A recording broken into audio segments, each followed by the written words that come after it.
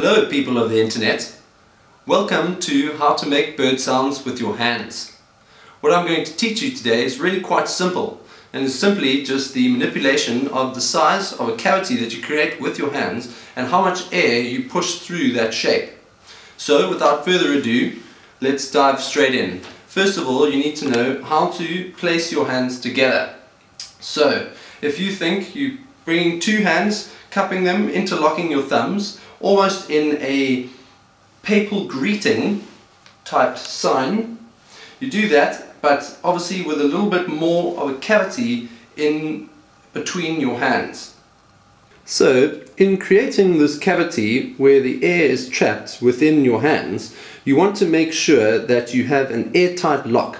Now, it's not an exact science, but what you want to do is to try and limit as much air from coming out as possible. So no air at the top, none at the bottom.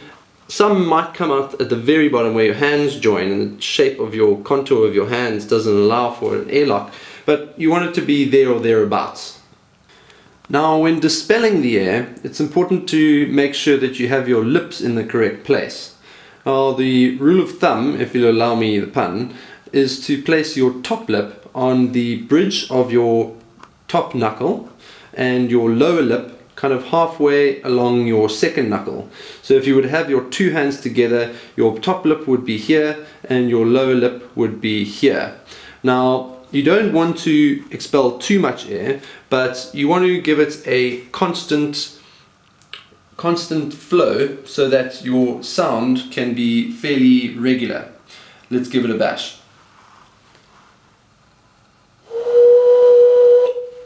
See, so my top lip on top of my top knuckle, and your bottom lip will kind of just find a place as the sound feels right.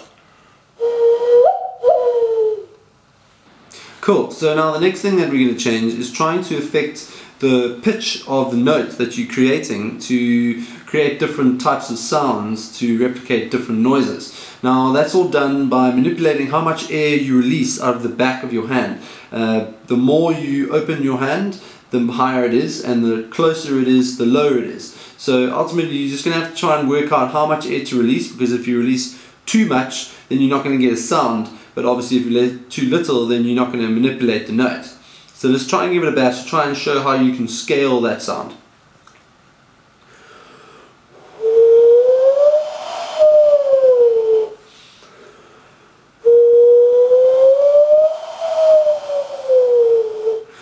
Yeah, so that's how you can change it, and you'll have to kind of work out how much you can give and take to control the notes, but also by manipulating the cavity or the size of the cavity that you're creating, you can bring the whole range of your notes up to a different level. So let me try and show you. By creating a smaller space, you can make a higher range of notes.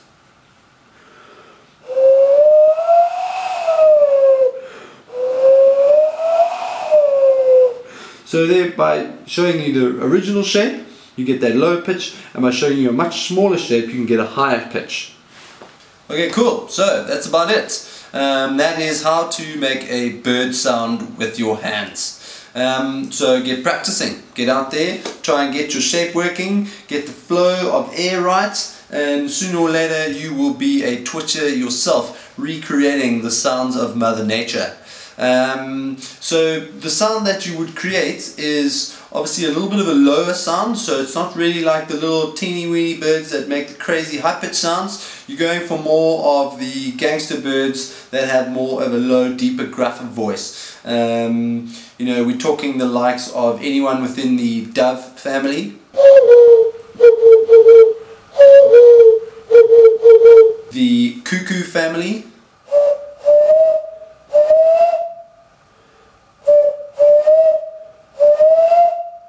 or potentially the pimp daddies in the owl family.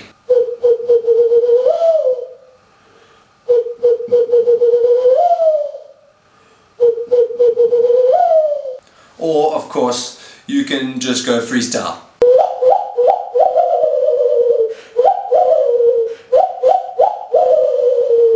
That's about it from me. I hope that I am able to help you to create the sound. It is a cool party trick that can be brought out at many occasions. But yeah, get cracking and make it happen. Peace.